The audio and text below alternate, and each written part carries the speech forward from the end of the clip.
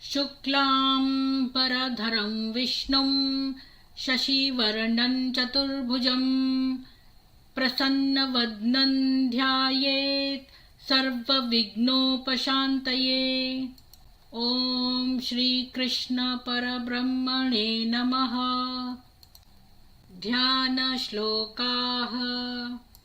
पार्थाय प्रतिबोधितां भगवता नारायणेन स्वयं व्यासेन ग्रथितां पुराणमुनिना मध्ये महाभारतम् अद्वैतामृतवर्षिणीं भगवतीम् अष्टादशाध्यायिनीम् अम्ब त्वामनुसन्दधामि भगवद्गीते भवद्वेषिणीम्।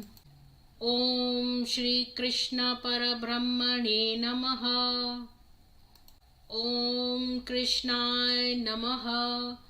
ॐ कृष्णाय नमः। ॐ कृष्णाय नमः। ॐ कृष्णाय नमः। ॐ कृष्णाय नमः। ॐ कृष्णाय नमः। ॐ कृष्णाय नमः। ॐ कृष्णाय नमः। ॐ कृष्णाय नमः। ॐ कृष्णाय नमः। ॐ कृष्णाय नमः।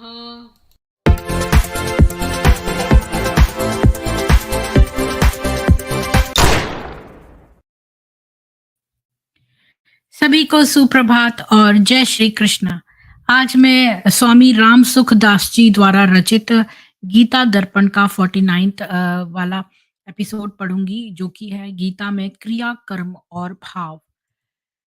तो कृतत्व भावेन सकाम भावात सर्वाः क्रिया बंधन कारिकाश्च कृतत्वहीना अपि कामहीनाः सर्वाः क्रिया निष्फलताम प्रयान्ति।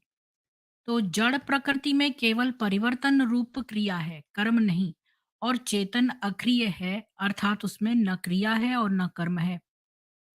परंतु जब चेतन क्रियाशील प्रकृति के साथ अपना संबंध जोड़कर उसकी क्रिया को अपने में आरोपित कर लेता है, अर्थात मैं करता हूं ऐसा अहंकृत भाव कर लेता है, गीता 3.27, तब प्रकृति की क्रिया उसके लिए कर्म बन जाती है, जो कि शुभ अशुभ फल देने वाली होती है। क्रिया कभी भी बांधने वाली नहीं होती, प्रत्युत अहंकृत भाव पूर्वक किया हुआ कर्म ही बांधने वाला होता है।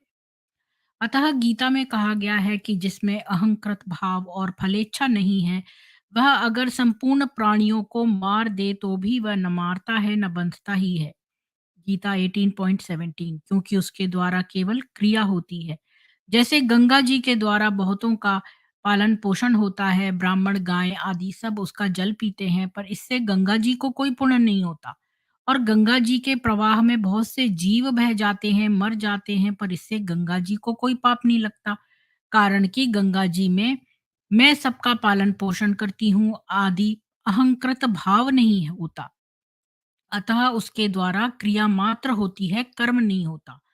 सूर्य के प्रकाश में वेदों का पाठ होता है या जाति अनुष्ठान होते हैं, तो सूर्य पुण्य का भागी नहीं होता। और सूर्य के प्रकाश में कोई शिकारी पशुओं को मारता है तो सूर्य पाप का भागी नहीं होता, कारण कि सूर्य में मैं प्रकाश करता हूँ ऐसा अहंकृत भाव न होने से उसके द्वारा केवल क्रिया होती है, कर्म नहीं होता। ऐसे ही संसार में कई चोरियां होती हैं, डकैतियां होती हैं, हत्याएं होती हैं, पर उनमें हमारा अनुमोदन न होने से, उनके साथ हमारा संबंध न होने से उनके द्वारा किए गए कर्म हमारे लिए क्रिया मात्र होते हैं, अर्थात हमें बांधने वाले नहीं होते।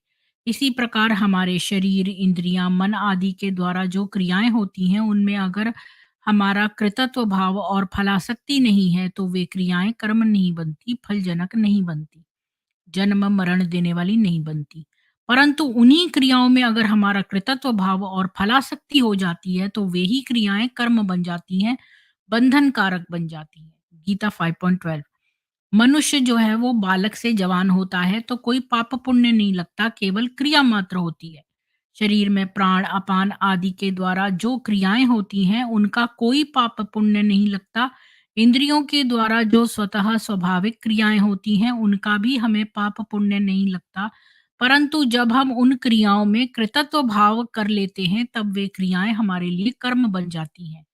जैसे श्वास लेना क्रिया है, पर कोई प्राणायाम करता है तो वो क्रिया उसके लिए कर्म बन जाती है, फलजनक हो जाती है। गीता 4.30। वास्तव में सभी क्रियाएं प्रकृति के द्वारा ही होती हैं, अर्थात प्रकृति में ही होती हैं। गीता 13.29। सभी क्रियाएं प्रकृति के गुणों द्वारा ही होती हैं। गीता 3.27 और 28। तथा सभी क्रियाएं इंद्रियों के द्वारा होती हैं। गीता 5.9। तात्पर्य है कि प्रकृति, प्रकृति के कार्य, गुण एवं गुणों के कार्य इंद्रियों के द्वारा क्रिया मात्र होती है, कर्म नहीं। 18वें अध्याय के 14वें श्लोक में कर्मों की सिद्धि में अधिष्ठान, कर्ता आदि 5 हेतु बताए गए हैं। उनमें जो कर्ता है वो अहंकार से मोहित अंतःकरण वाला है। इसी कर्ता से कर्म संग्रह बनता है, अर्थात बंधन कारक कर्म बनते हैं। परंतु मनुष्य जहाँ अपने को कर्ता नहीं मानता, अर्थात अपने में अकर्तापन का अनुभव करता है, वहां क्रिया मात्र होती है, कर्म नहीं होता। गीता 13.29। तो कर्ता के भाव के अनुसार ही क्रिया सात्विक, राजस और तामस कर्म बन जाती है। अर्थात कर्ता जो है वो सात्विक होता है तो कर्म सात्विक बन जाता है, कर्ता राजस होता है तो कर्म राजस बन जाता है, और कर्ता तामस होता है तो कर्म तामस बन जाता है। गीता 18.23 और 24-25। परंतु जब मनुष्य तीनों गुणों से अतीत हो जाता है तो फिर उसके द्वारा केवल क्रिया होती है, कर्म नहीं होता। हम जो कुछ देखते सुनते हैं उनमें अगर हमारी निर्लिप्तता है तो वो देखना सुनना हमारे लिए क्रिया हो जाती है, जो कि बंधन कारक नहीं होती। परंतु अगर हम राग पूर्वक देखते सुनते हैं तो वो देखना सुनना क्रिया हमारे लिए कर्म बन जाती है। यही बात सभी इंद्रियों की क्रियाओं के विषय में समझनी चाहिए। कर्मयोगी साधक केवल लोक संग्रहार्थ कर्म करता है, अपने लिए कुछ नहीं करता, अतः उसके द्वारा क्रिया मात्र होती है, जो कि बंधन से मुक्त करने वाली होती है। गीता 33.20। ज्ञान योगी साधक जो है वो अपने आप को अकर्ता अनुभव करता है, अतः उसके द्वारा क्रिया मात्र होती है। गीता 13.29। भक्ति योगी साधक केवल भगवान की प्रसन्नता के लिए कर्म करता है। गीता 11.55 और 12.10।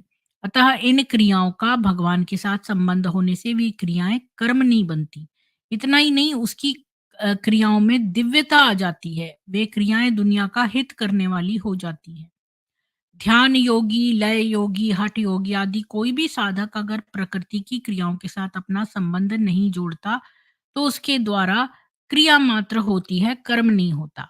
तात्पर्य ये हुआ कि कर्म योगी में निष्काम भाव होने से, ज्ञान योगी में प्रकृति और उसके कार्य की क्रियाओं से अपनी पृथकता का भाव होने से, एवं भक्ति योगी में भगवान की प्रसन्नता का भाव होने से उनके द्वारा क्रिया मात्र होती है, कर्म नहीं होता।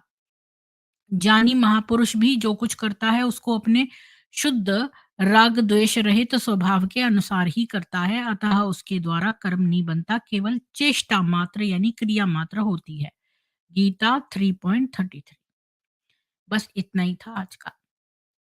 तो आप सब लोगों को जय हिंदू राष्ट्र, और ईश्वर करे आपको और आपके परिवार को नर पिशाचों से बचा के रखे। आज हमारी सनातन सभा 8 बजे से शुरू होगी, और आज हम हरियाणा के इस्लामाइजेशन के बारे में देखेंगे। जय हिंदू राष्ट्र।